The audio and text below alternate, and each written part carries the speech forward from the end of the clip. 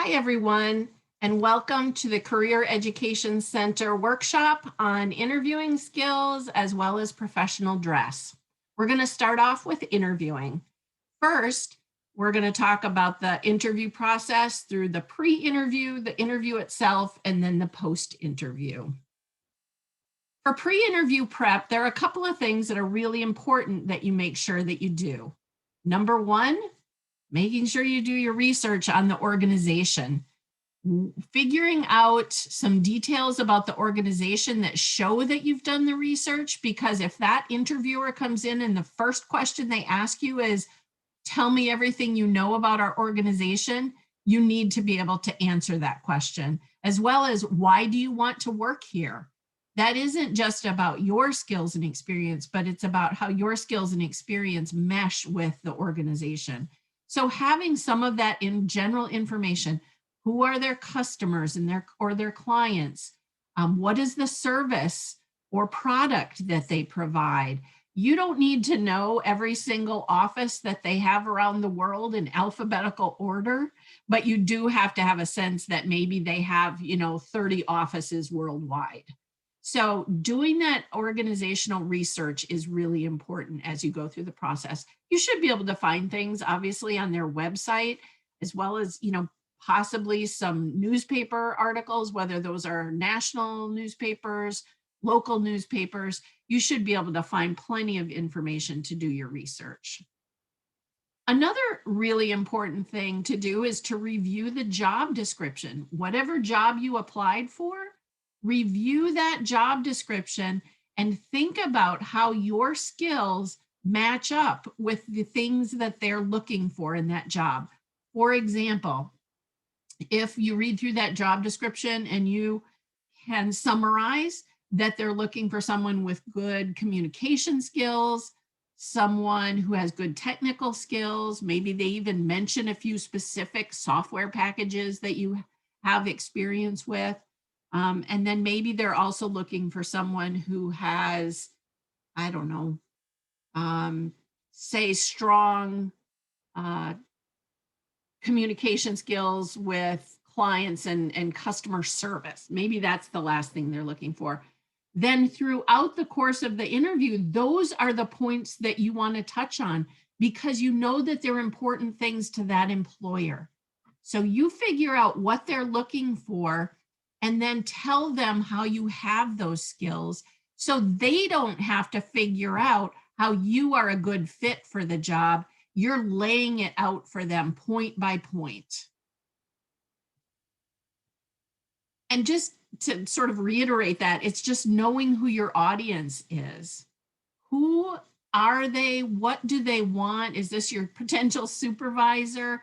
And what kind of skills do they need you to have, or do they want a person to have to be successful in the job that is open?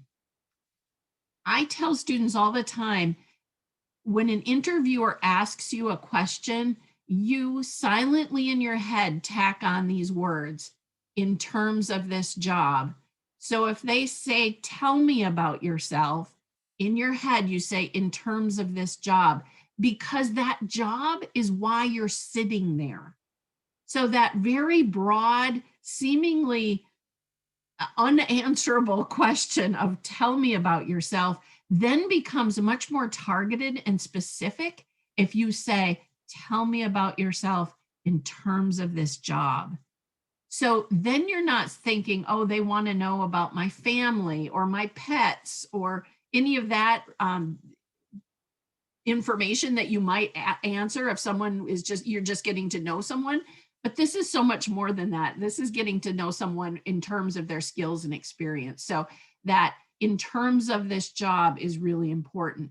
Then tell me about yourself becomes those skills and experiences that you have that match up with what they're looking for. Another way they may word that is give me a verbal resume. So they may ask this question in a lot of different ways, but that you're going to get this question. That's just something that's pretty standard for organizations, is that tell me about yourself, give me a verbal resume. Who is Susan Smith? They're going to ask you that question. So be prepared for it. Another really important thing to prepare for, and this is something you can prepare in advance, is giving examples. And I have up on this slide, say it or show it. So if they say, like, the strengths and weaknesses question, if they say, tell me what your strengths are, and you say, oh, I have great customer service skills. I'm a really hard worker. I have a great work ethic. I'm strong when it comes to technical skills. I learn things quickly. I have a great sense of humor. I communicate well with other people. All of that's really nice. But as an interviewer, I don't know you. And right now, you're just saying nice things about yourself, right? Um, I don't have any reason to believe that it's true. But if you were to reduce that list and pick 2 or 3 things, again, in terms of the job that you're applying for, if they're looking for someone with good customer service skills, then you say, I have great customer service skills. For the past 4 summers, I have worked in a retail store, and I was promoted each summer to a higher level position, in part because of my strong customer service skills. I know how important it is to hear what the customer wants and needs, and to figure out a way to give them that to the best of my ability. If there's a problem, I know I need to listen to the customer and really understand what the problem is, and then help figure out a way to resolve it. So I think I have really strong customer service skills. Another example is, and then you give another one. So rather than giving me a list of 7 or 8 strengths that you think you have, give me 2 or 3 in terms of the job and give me examples of those things. Those examples could come from group projects that you've worked on, whether at work or in a class. They can come from work experiences that you've had. They can come from class projects that you've done. You know, everybody, especially seniors, have those senior capstone courses and big projects. There are other classes that have big projects as well. Those are great examples that you can use in your interview of skills that you have. They can also come from volunteer experiences, clubs and organizations that you do on campus. They can come from any of those places. Now, I want to take just a really quick minute and talk about the weaknesses question, because everyone asks about this, and I know everyone worries about this. There are a couple of things I would say about that. If they ask you about your strengths, chances are they're going to ask you about your weaknesses. I would do a couple of things. Number one, I would never repeat the word weakness. I would say, if they say, tell me about your weaknesses, I would say, something that's challenging for me is, and then say what it is and talk about how you are working on it to get better at that challenge that you have. For example, if an employer says, tell me your weaknesses, and you say, well, something that's really challenging for me is taking a leadership role in a group project. I have a tendency to step back and to do a lot of listening and trying to understand, and then supporting the direction that the group is going in. But I have learned through my business major, because we have so many group projects, that it's really important for me to take my turn and to step up and be a leader in that group from time to time. For example, this past semester, et cetera, and then you give an example of that. So make sure that the weakness or the challenge that you are discussing is not something that is critically important to that job. For example, if the job that you're applying for is really deadline driven, then I wouldn't tell the employer that a challenge you have is procrastination. So don't make it something that really is critical to the job. Again, that is something you can always talk about with one of the career coaches. We're more than happy to help you work through an answer to the strengths, weaknesses, giving examples, whole scenarios, to make sure that you feel really comfortable with what you have ready to go when you get in an interview. Another thing that you should prep for before the interview actually happens is having questions for the interviewer. Do you have to have them? Absolutely. I can't tell you how many times I'm doing a practice interview with a student and I say, do you have any questions for me? And they say, no, I think we've covered everything. That is the wrong answer. You need to show that you're curious and that you've done your homework, etc. So you should always have questions for the interviewer. How many? Well, chances are during the course of a general regular type interview, you will have the opportunity to ask 2 or 3 questions. There usually isn't much time for much more than that, but 2 or 3 questions is typically what you'll have time for. How many should you write down and prepare for? I would encourage you to over prepare for this, because what if the questions that you ask are answered during the course of the interview? Then what are you going to do when it gets down to that? Do you have any questions for me? So I would encourage you to prepare 7, 8, even 9 questions, so you have some backup. Again, knowing you will probably only ask 2 or 3 during the course of the interview. What should they be focused on? The company and or organization. They could be focused on the department. They could be focused on the job. They could be focused on your training. These questions can come from a wide range of places. They should come somewhat from the research that you've done on the organization. However, if your question could be easily answered by looking through their website, then don't ask it. That's not a good question. So focus on things that perhaps the pandemic. Can you tell me what business adjustments you've made because of the pandemic? Can you tell me how you see moving forward now that vaccines are getting more commonplace, how you see your organization moving forward? Can you tell me what impact it's had on your customers or your clients, etc.? So that's a great topic because it's impacted everyone, virtually everyone. So things like that. Again, an appointment with a career coach, we can help you brainstorm questions to ask during the interview. I just put this together, some things to consider. Appearance, and we're going to talk about a little bit about professional dress, but what I would say right now about appearance when it comes to your interview is planning to wear whatever is appropriate for the company or organization that you're interviewing with. So an interview for a job, I don't know, at Lowe's, just to, fill your summer, is the attire that you would wear for that interview is going to be different than you would if you were interviewing at a bank. So think about the environment that you're walking into and what would be appropriate. If you're going to make a mistake in this area, make a mistake on the side of being too formally dressed and not too informally dressed. So for example, if you show up for an interview and you're wearing a suit, you can always take your jacket off and then you're just in a button-down shirt and a pair of slacks or a skirt. But if you show up in that button-down shirt and a pair of slacks and you don't have a jacket with you and everyone's in suits, you can't manufacture that jacket. So it's always, if you're going to make that mistake, be too formally dressed.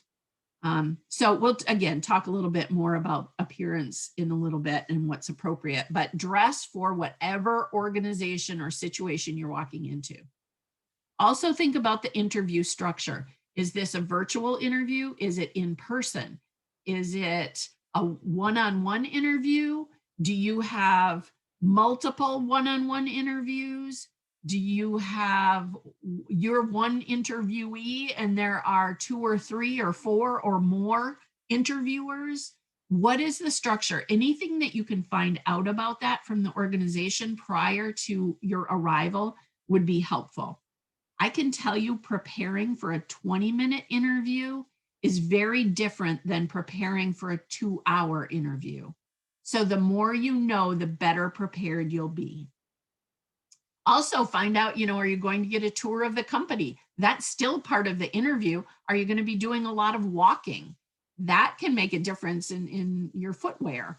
So think about that. Also think about the weather. Everyone who's at the organization dressed for the weather. So if it's pouring rain, wear rain boots and a raincoat or take an umbrella, something, and you can change when you get there. There'll be a place for you to leave your boots and put on the shoes that you really want to wear. There'll be a place to hang up your wet raincoat, whatever, but dress for the weather. There's a picture on this slide of a portfolio. If this is an in-person interview, this is something that's very professional that you might want to take with you. There's a place on the left where you can put extra copies of your resume. There's a place where you can write down all of those 8 to 9 questions that I said that you should have. There's a pen or a pencil, etc. So this is just something nice and professional that you can take with you. Think about where you're going. Is there going to be a lot of traffic? How long is it going to take you to get there? Do you have to pay for parking? Do you have money to pay for parking, etc.? Think about all of those considerations. And then also remember that your interview really starts the minute you leave your house. And I say that because you never know who you're going to run into in traffic. And I don't mean that literally, but if you cut somebody off in traffic, you steal someone's parking spot, you sneak in before them, or you don't hold an elevator door. What if that person is your interviewer? Don't find yourself in that situation. You just be as polite as you can possibly be as you're getting to your interview. So the main part of the interview, I always talk about the verbals and the nonverbals. The verbals are the words that actually come out of your mouth. How much of an impact do the words that actually come out of your mouth have on the interviewer? Is it 90% or is it 10%? Well, if all of the words are exactly what they should be, it's only 10%. And 90% of the impact that you're going to have on the interviewer is going to come from the nonverbals, which we'll talk about in just a minute.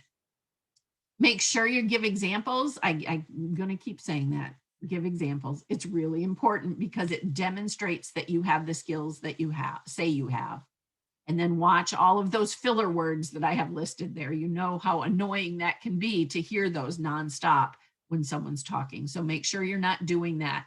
It makes you appear to be unprepared if you are using those filler words. As far as nonverbals, you have your greeting.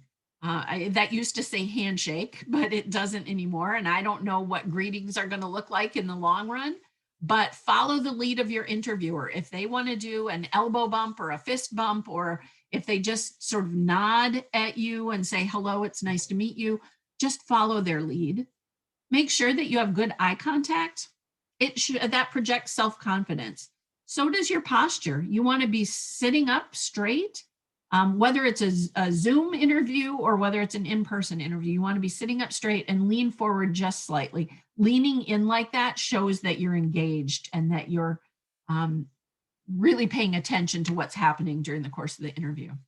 The tone of your voice is important, particularly virtual interviews. It can really you can really feel like you're being monotone after a period of time. So make sure if you're using words like, the thing that I've done in the last couple of years that I'm most proud of is, and you have some strength to your voice behind that so that your tone matches the words that you're using and you don't get to be monotone.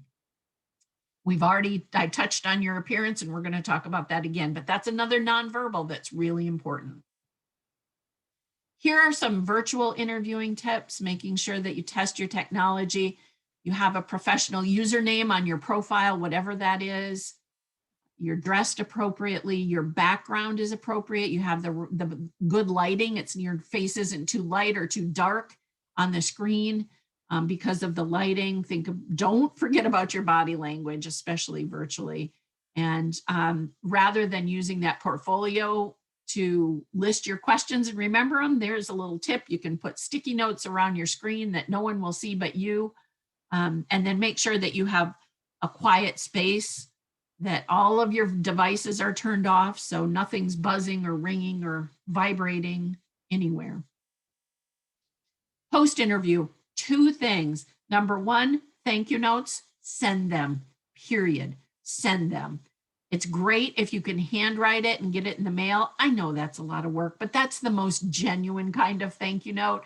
But if you've been primarily communicating with everyone via email, then certainly send an email thank you note. It should be done within 24 hours.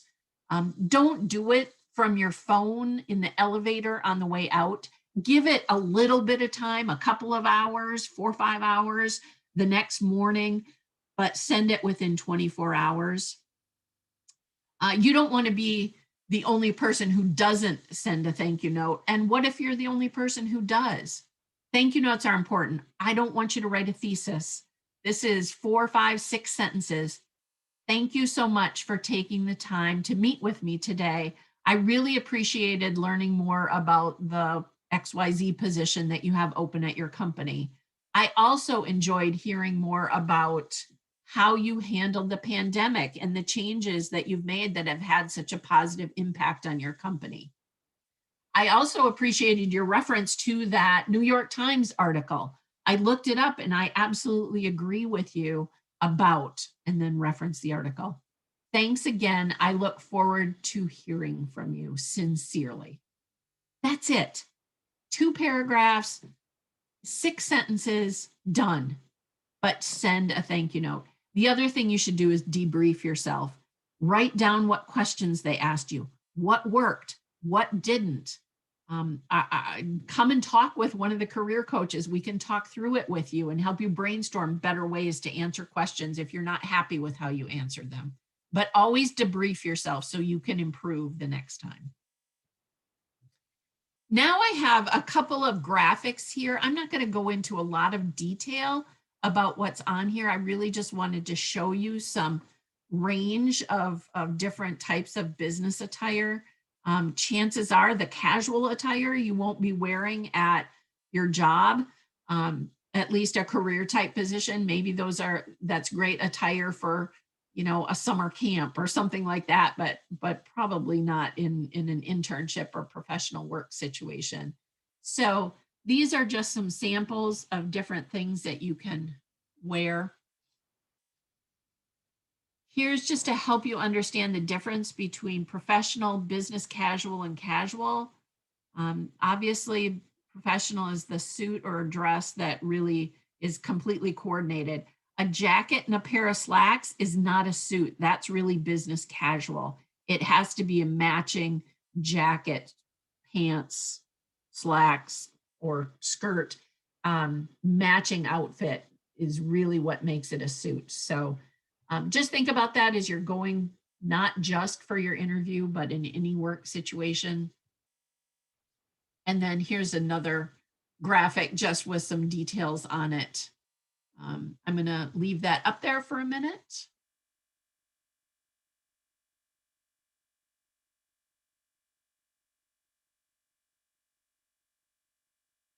Just let you take a look at it, and we're going to get next to your questions.